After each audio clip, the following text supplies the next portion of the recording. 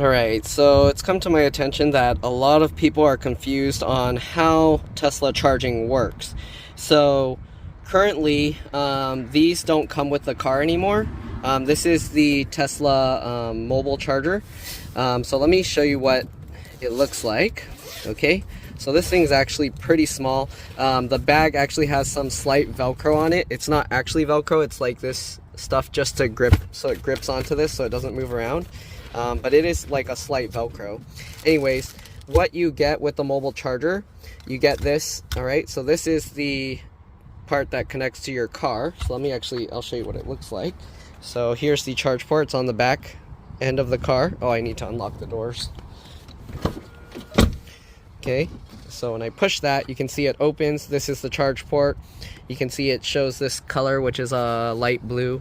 When you first plug it in, if I remember correctly, it goes dark blue, and then it'll kind of pulse until it connects, and then when it's charging, it'll go green, and that's how you know. All right, the charge port actually will close itself. You don't want to force shut it. I mean, you can, but you don't want to because it can damage here. Usually if you leave it open for a while, it'll close itself. If you start the car to drive, it'll close itself. Or you can even manually close it. You can close it from the app. You can close it from inside the car. There's lots of ways to close the thing, but there you can see it says charge port is open on the screen. I don't know if you can see that, but it says, oh, yeah, charge port open, all right, on the screen. Okay, and yeah, after some time, it'll close itself. Or again, you can press the brake pedal like you're gonna drive and it will close itself. Anyways, the Tesla charger, when you buy it, I saw on their website it's currently $200 when you order the car. If you want to add it, it's $200 extra. Okay, a lot of people have been complaining, saying it came with the car before. That's not fair, that they have to pay $200 extra. But think about it this way: the car prices have been going up, and they've been going up for a long time. Not everybody is going to use this charger, so it's kind of like a price increase that you can pay if you want, or if you don't need the charger, then you don't pay that extra $200 price increase. Okay, so just think about it that way, because Tesla has been increasing the price of their cars by thousands of dollars. So if you're crying about a $200 charger, then I don't know, don't buy the Tesla, or buy it sooner, because the price is going to go up anyways, and then if you want, you can go ahead and sell your car for more than you bought it. But anyways, it comes with this one, which is the regular, I think it's called a NEMA something 515 or something like that. They don't, oh yeah, 515, it actually shows on there. All right. And then they have like different ones for like dryer sockets and things. This is the slowest one. You can only charge at 12 amps on this. So 120 volts, 12 amps. If you're wondering how much that is in wattage, just multiply 120 by 12 and you'll get the wattage of the charger. All right. The one thing I'm not clear about is if the car still comes with this, because this is the more generic charger that all the other EVs are using in the US. At least I think that's what they're using. I forgot what it's called. Do they even say it here? They don't. It's a J something 772 or whatever, I don't know. But yeah, this converts those plugs into the Tesla one. So I don't know if the car still comes with this or if you have to buy the mobile charger for that. I'm assuming that it might come with it, but it might not, because usually they want you to use the Tesla charging network, not those other ones. So yeah, anyways, I'm gonna put this back in. All right, so this, of course, it just charges the electricity to whatever you're plugging into. So wherever you plug into, you're gonna basically be using their electricity, and it's gonna charge them for that electricity. You're not gonna be it's not gonna make you pay anything. It's just gonna charge the electricity. So if you plug it in your house, then it'll increase your electric bill and whatnot. But yeah, so there's that. And then I'm gonna cut to a clip where I show at the Tesla service station where they have some wall chargers. I don't think those are considered destination chargers, because they are there for like their service customers. They're not there for anyone to use. And those kinds of chargers, you don't get billed for it. It doesn't know that you're plugging in. The way these chargers work, like when you plug this in, it doesn't actually bill you anything. So there's the destination chargers, and then the other Tesla chargers, the Superchargers, those ones will actually bill you. And let me actually show you on the screen how it will look. I'll probably actually drive down to a Supercharger later to show you. I'm not going to plug it in, but I'll drive down to one just to show you. All right, so let's go ahead and cut to that clip where where I'm charging at the Tesla service station, just to show you the other type of charger. And yeah, I'll see you guys in a bit over there. Bye. Okay, so these Tesla chargers, because I've seen people getting confused, these kinds of supercharger, or these aren't superchargers, these are technically destination chargers, but these ones are from Tesla themselves, and this is at a Tesla service station. So these ones, these smaller ones, I don't know if you can see the size of this, it's pretty small. These things only do the 240 volt up to 42 amps or something like that. And yeah, they don't show up on the app or the map for charging places, because you're not supposed to drive your car here and charge it. Other ones, they'll actually show up on a map, and that's why people will drive there. You can see this one says authorized vehicle only. And yeah, so I've seen some videos where people had an actual destination charger, and those they'll show up on the map. I think if you signed up for it to use for your business, there's a way to opt out and remove it. But usually for your business, when you buy that, you're signing into Tesla's like charging whatever agreement, and it lets other people know that you have that charger so that they can charge there. Usually it's designed for to bring in customers for your business, and that's why they do it that way. So it's kind of an agreement. They give you the charger for cheaper or free or something, and then that way your customers and other people can use it as a charge point destination charge point. But yeah, that's what I've seen, and some people weren't really understanding how that works. Also, there's these little green lights on these kinds of chargers, and if this doesn't have a green light, then that charger is either off or broken or something. So keep that in mind. If you see one of these types of chargers and there's no green light on it, then it's dead, so just move to another one. But yeah. Oh, one thing I forgot to mention, I charged the car to 100% because I want to test and see. I forgot I turned off the pin to drive. Normally, when you do that, you no longer have regen braking. So here you can see these, this white line also has these little dots. So I actually don't have regen braking right now. So that's one thing you want to keep in mind. If you charge your car completely, you are going to lose regen braking. When you let go of the pedal, it's just going to keep rolling. All right, it doesn't have that stopping anymore. So you want to keep that in mind, because you're going to have to physically use the brakes when you charge to 100%. Also, it's not good to charge your car to 100%, but I just did it one time. If you're wondering, the dots for the regen braking all go away at around 86-87%. So I would say the max you'd want to charge is maybe 85% to make sure that you have the max regen power. Alright, so one thing I forgot to mention, at least for the lithium-based batteries, and this actually goes for all lithium-based battery devices, not just Teslas, okay? So your computers, your phones, things like that, you don't actually want to charge your device to 100% and leave it there. That's actually very bad for the batteries. It actually forms these things called dendrites, or it makes it happen faster, where I think it's the lithium that crystallizes, and it creates like little like sharp points that can actually puncture through the layers of the batteries and can damage them in laptops and things like that. If you've seen some of my videos, the batteries will actually start inflating over time, and they can start actually like pushing out on the thing and separating the layers of the computer, or just causing it to like bow outwards. But anyways, so for the Teslas, they actually give you an option. So if you go to the little charging icon here on the app, you can actually do this in the car as well, but I feel it's a lot easier to adjust more precisely on here. So basically, you want to find out how much you drive daily, like what percentage you use, and you want to try and keep it to where it'll stay close to 50% if you don't really need to use your car too much.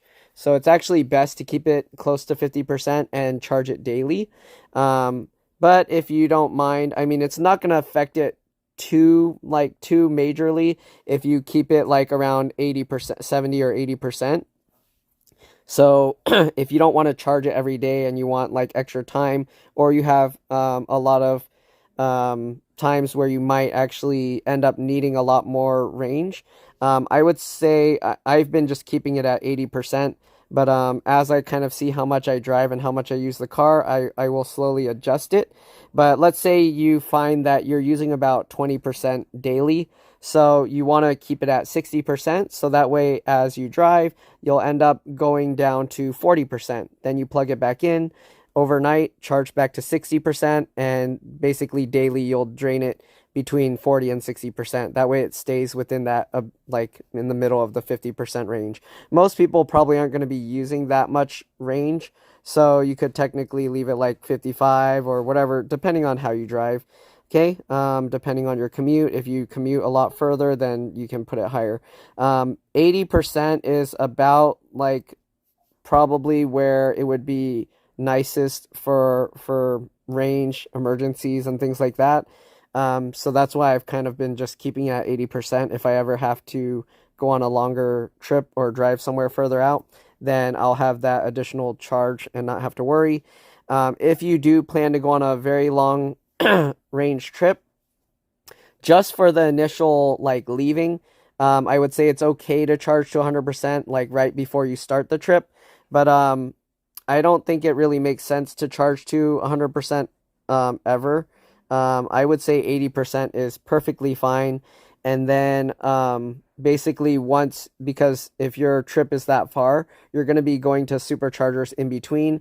And the last 20%, if you charge 80 to 100%, will take a very long time. So it makes more sense to charge to 80%, continue on your trip, go to the next one, charge to 80% again. Or depending on how many stops you need to make in between, you can even just charge to like 70 or whatever it requires to get you to your next stop. I I highly recommend having like 20% buffer. So if it tells you charge to 70% and you'll get to your destination with like 5%, you'll actually want to charge to like 85% or something. So that way you'll end up with about 20% when you get to your destination, because most of the time you're going to end up driving faster than you should, or you're going to run the AC or the heater, and then you're going to need that extra 20% buffer just in case, because you don't want to get stranded. Okay, so that's my recommendation for charge percentage and things like that. Again, depending how you drive your car, if you don't really drive too much, you can leave it like around 60%. And that should be plenty. But again, if your commute's longer, then you'll probably want to charge more. And again, I like using the app better because in the car, it's very hard to get like exact percentages, and I kind of don't like when it's like at 61%, 63%. Like in my mind, it's kind of weird. I mean, it's fine if you charge it to that, but for me, it's weird. So I like to have like a round number. The other thing is you can also adjust the amperage here.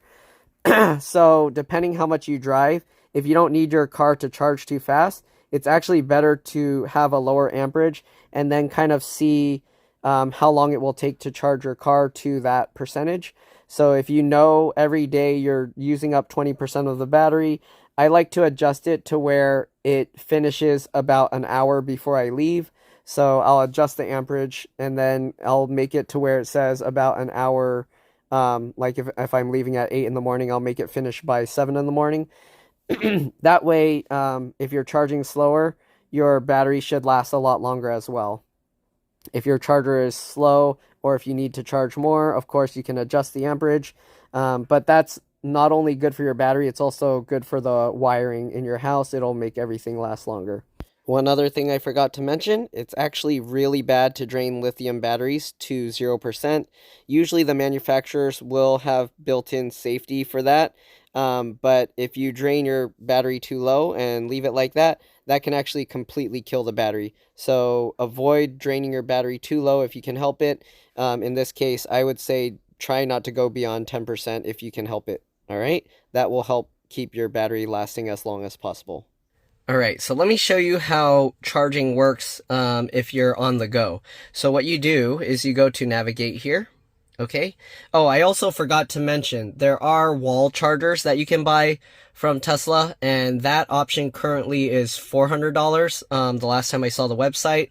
So now they're actually putting those things on the website, and that $400 charger, I'm pretty sure it doesn't include installation. So you do have to have an electrician come out, or if you know how to do electrical stuff, you can do it yourself. Make sure you get the proper gauge wires and things like that, and the what's that, conduit or whatever tubing, that metal tubing, if you're going to run it around, you want to make sure that your wires are properly installed. If you don't know what you're doing, don't mess around with it, because you don't want to cause your whole entire house to go on fire because you use the wrong size wires, gauge wires and things like that. Anyways, so charging. So you press navigate here. You see they have this menu here. So you can slide that around. We're going to go to charging. And here you can see all these different charging points. If you're, oops, I didn't mean to tap one. Cancel that. All right. We're actually going to go to one later so I can show you. I'm going to go where they have both the destination chargers and the superchargers. That way I can show you both at the same time. Here you can see W. I don't know if that means work or whatever, but that's house. My house. All right, then you got this. So you can press the red ones are the superchargers. The superchargers do come in different speeds. I think they're 150 kilowatt or 250 kilowatt. I don't know if they have other speeds than that, but those are currently what there are. As you can see, it tells you how many stalls are available and how many stalls there are at the location. So this means there's 11 that aren't being used and 16 total. So that means there's 5 cars currently using them. They tell you the pricing per kilowatt hour. So here you can see 24 cents at certain hours, and then it's 48 cents at other hours. So keep that in mind. Depending when you charge, the price can be a lot more. All right. And also certain locations will only have one charge, like one price. Depending on the location. You can see this one is only 72 kilowatt. Okay, so there's a 72 kilowatt, 150 kilowatt, and 250 kilowatt. I'm sure in the future that's going to change. They might have faster ones later, but yeah. All right, so if I click on this B, you can see this is an EVgo charger, and they tell you there's only one connector, 50 kilowatts max, and you have to pay with a credit card at the location. So what people don't understand is the superchargers, when you plug in, let me actually show you. So I'm gonna press the charging stuff here. So I press the battery. When you plug in your car, you'll actually see here this screen. You see the charging, all right? And they actually will tell you supercharging, how much you're paying, and this number will keep increasing as you keep it plugged in, all right? So superchargers are automatic. Your billing information is already in the car. You don't have to input anything. You don't have to get a credit card, nothing like that. You just plug it in and it will use your billing information from there, okay? So let me see if I don't know if it will let me show. Oh no, I think it won't let me show it. But it will bill to whatever's on your account, and you can actually check from your phone app. It will tell you like what is being, like your billing information. I forgot where that is. I'll probably look it up and then I'll put it in the video later. But yeah, all right. So actually maybe I should do that now. But yeah, here's the different types of chargers. I'll do that after I finish talking about this. All right, and then if you go, let me zoom out a bit. Oh, I didn't mean to rotate it, but if I go here to this H, I don't know if you saw, here you can see it's a destination charger. Destination chargers are Tesla chargers that the companies will, or the businesses will usually tell Tesla that they want to provide free charging to their customers. Sometimes it's to customers, and sometimes it's to anyone. Oh, give me a second, I'm getting a call. I'll be back. All right, sorry about that, but here you can see available for customers. Please see front desk. So basically, some of them, I think they actually turn the chargers off, and then you have to go to the front desk to ask them to turn it on or something like that. I don't know. Here you can see there's another destination charger, same thing, available for customers, please see front desk. So you can actually, I think, tell Tesla what you want it to show up as, if it's for customers or for whoever. But there's a lot of these type of destination chargers, and most of them say here, see, available for customers, self-park. All right, so basically you park there yourself. A lot of these all say available for customers. This one says available for members only. All right, so I don't know what the process is, but they let you say here, and it tells you how much like charging speed and things like that. So wait, where'd that go? There's a 9 here. What? I zoomed in and it disappears. Okay, I'm pressing the wrong stuff here. Let me zoom out again. What's that clock? Okay, that's a supercharger. So you can see there's 12 stalls, but I guess they're all filled. So it says there's a short wait if you want to use that. And you can see the pricing there as well. Okay, so as you can see, there's like chargers everywhere. There's a lot of superchargers everywhere here. All right, I'm trying to see if there's a destination charger where I can actually plug in to show you guys, but I mean, I guess I don't plan to plug it in, so that's probably fine. Why is it zooming in every time I'm trying to like tap it? I don't know what's going on with that. So I guess I can't really tap those for some reason. What else? Yeah, so you have all these different chargers everywhere. All right, this one has a whole bunch available for customers, self-park. All right, available for customers. All right, so I guess all of these are like, I don't know what this one is. It just says charging location, so that's kind of weird. What's this X one? Okay, I don't know if this probably isn't a charging location because it doesn't say anything. Actually, this is the service station. So that's where I was earlier.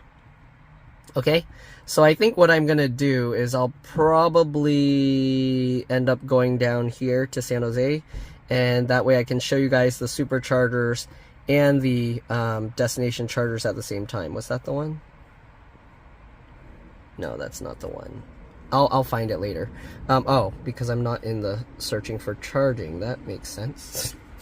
Okay, yeah, so there you go. So I'll probably go here. You can see there's 2. I'll probably go here just to show you what the charger looks like.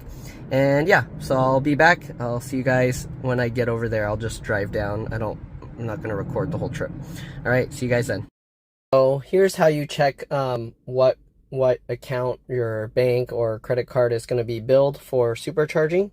So I apologize for it being in portrait mode, but the app doesn't work in landscape mode. Anyways, first thing you're going to do, you push in the top right corner your little account thing. All right, and then you go in here, you go to account, and then you go to wallet, and here you can see it's going to pull the money from my MasterCard. You can change the default, and then you can also add a new one if you want.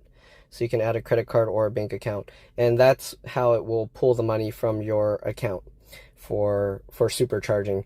Destination chargers don't charge you any money, and of course your wall charger will just charge whatever electricity where you're plugging it. So if you're at somebody else's house, you'll end up making their electricity bill go up. But yeah, and then the EVgo stuff and other chargers that aren't Tesla chargers, they have their own way of billing you. Some are free, some charge you and you have to put in your credit card or other ways. But those don't work through the Tesla app, of course, because Tesla's not linked to those. Anyways, I'm going to show you what one of the destination chargers look like. And yeah, I'll be back. Okay, so this is what one of the destination chargers look like. You can actually see they have the green light. So it's actually the same. You can get different colors and it has the same kind of charger thing. But these are at business locations and they do appear on the map. So yeah, but these kinds of things, usually you want to talk with the store inside to let them know if you can use the charger, or let them know you want to use the charger. And yeah, but other than that, you got 2 chargers here. They got 2 more over there and cars parking there. But that's pretty much it. Let's go on over to a supercharger and I'll show you guys that. All right, so this is what the slower superchargers look like. Okay, at least I think this is one of the slower ones. Okay, you have the cable like this. Looks like that. If you take this cable here and you push this, because I didn't show it in other videos, it opens the charge port. But again, I'm not charging my car right now, but basically you plug it in, it'll show you. You can actually, I think you can also adjust the amperage and everything. Actually, maybe not for superchargers. Yeah, I don't think they let you adjust the amperage, because if you were able to adjust the amperage, then that will actually slow down the charging for you. But anyways, let's go back over to here, because I'm not charging. I don't know how to stop it from doing the preconditioning, but it's doing it. But here you can see this is a 72 kilowatt supercharger, so that's why it looks like those. These are the slower ones. Okay, the 150 watt, 150 kilowatt, and the and the 250 kilowatt ones actually look the same. Oh, there's another charger here, so I can show you those. So let me go ahead and show you guys those, and I'll be back. I don't know why that person is using the EV charger there. Maybe it's cheaper at different times. I have no idea. But let me show you that, and I'll be back. Okay, so this is a charge point charger. As you can see, this is by Target, 7.4 kilowatts. So it charges really slow. Let's see what the price is. So if I push this, oh, the first 2 hours are free. So maybe that's why they decide to charge here, because you can charge for 2 hours for free. You don't have to pay, but it charges very slow. So if you're shopping, it makes sense. But after that, $2 an hour, that's not worth it. You might as well go to the Tesla charger. I don't know how it knows if you charge for 2 hours, unplug it, and then plug it back in and charge for 2 hours again. But that's interesting. So if you're willing to stay here a very long time, I guess you can charge here. But again, it's 7.4 kilowatt hours versus 74 kilowatt hours, so 10 times slower. But if you're shopping and you just want free electricity, then I guess why not? All right. And also, these come out, you push this thing, and I guess you have to pay to do it, so I guess you can't take it out. But anyways, you attach that J772 or whatever adapter, and then you can plug your car in there. So I guess that's why Teslas are charging, or one Tesla's charging there. All right, anyways, we'll show you the faster superchargers. See you guys there. Okay, so here's a 150 kilowatt hour supercharger. Here you can see they have these letters and numbers on it, 6A, 6B. There's a 7A on that one over there. All right, and then the other one, 5B. So basically, the numbers are kind of like the circuit you're on. So if you see a 6A, 6B, and if you see someone on the 6B, you don't want to plug into the 6A, because then your charge will actually be slower. You actually want to be on a separate one if you can. So if you see lots of space in between chargers, you actually want to charge at the ones that's further from other cars. Or if you're close to them, you see 6A and 5B, then you're okay with that, because you see 6B over there is empty and 6A is not. The other thing is, some people are like really mean to these chargers. As you can see, they just throw them on the floor. Maybe they run them over. I wouldn't use this charger if I saw it like this. You can if you want, but I wouldn't. I wouldn't do it. But let's see here. If I push the button, see it's broken actually, so it doesn't even turn on. But sometimes they look okay and they're not. But here you can see this wire's like really thick. But yeah, I think somebody left it on the floor and then ran it over, because that looks pretty bad. Anyways, that's what the 150 kilowatt hour supercharger looks like. The 250 kilowatt hour ones look just about the same. But that's pretty much it in terms of the charging. I'm going to review the footage that I got, and I'll kind of talk about it more. I didn't actually talk about all the ways to open the the charge port. There's a lot of ways actually to do it. You can actually push this button here, and that opens it. It actually shows you on here that it opened. You can push it again to close it. You can also push this button, and you can say open charge port. Okay, charge port open. Push it again, close charge port. I wonder if you, so there's this funny one. You can push this, open butthole. You see charge port opened, and then you can push it again, close butthole. Will that work? And it works. I haven't tried other things. I don't know if they work as well, but I also showed that you can push the button on the handle. You can also push on here directly and it opens, but you don't want to close it by pushing that. because that's kind of rough on the charge port door. So I wouldn't push it down. I mean, you can, but I don't think it's good for the charge port door. I wouldn't do it. Anyways, yeah, you can close it manually. And let's try another one. Prepare your anus. It doesn't know that. Sorry, I just wanted to try and see if it will do it. But yeah, I think it also knows, like, let me see. Open charge door. So it knows even if you say open charge door. Close charge door. Or, there you go, it fixed. Okay. Anyways, so yeah, there's lots of ways you can open the charge port. I'm sure there's other ways that I don't even know of or think of to tell you. But your door does have to be unlocked. You can't have your doors locked. If your doors are locked, you can't open the charge port. So there's that. All right. And yeah, that's pretty much it. If I think of anything else, I will show the J772 or whatever adapter on my charger at home. But yeah, that's pretty much it in terms of all the charging stuff. Again, there are third-party chargers that you will need adapters to use. And the Tesla Mobile adapter that I showed earlier, it comes with the 1520 or whatever, 515 charger. You can get all different types of adapters to use with that. And I think the charge limit with that, though, is 32 amps. So keep that in mind. I think that's what actually most of the ones that you just plug in, like dryer socket, that's the max. I think 32 amps, 240 volts. So yeah, keep that in mind if you get a home charger where you're plugging in there. Unless I'm getting like the wall charger, the level 2 adapter chargers, then those can go a little bit higher. But yeah, excuse me. But that's pretty much it. Again, if you own a business or something like that, you can go to Tesla and request for one of those chargers where you can put them in front of your business and then you can let people charge their car. But keep in mind, again, you are going to be paying for that electricity. But again, it charges slow. It's like, how much was it? 70 something kilowatt hours or something or less. If I go to the charging, let me double check here again. So, no, not the supercharger. Yeah, so destination charger, 16 kilowatt hours max, 16 kilowatts max. So keep that in mind. That's not really fast. 16 kilowatts, I mean, it's okay, but it's not super fast or anything. It's going to take you hours and hours and hours to charge there.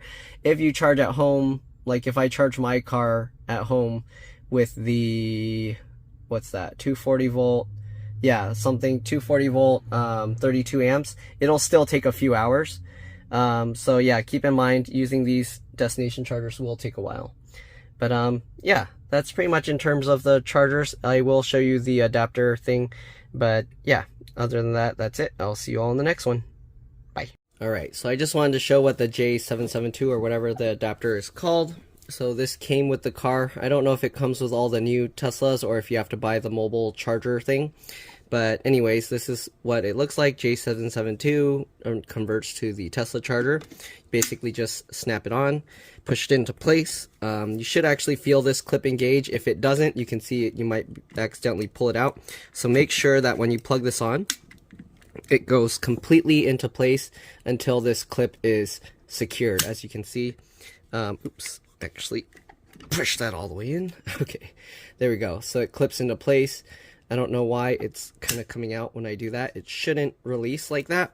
It should stay all the way in. Okay. Anyway, so there you go. That's what it looks like. Then you can use the the other EV charging stations with your Tesla. Anyways, then to release it, you just push this and then you can release that.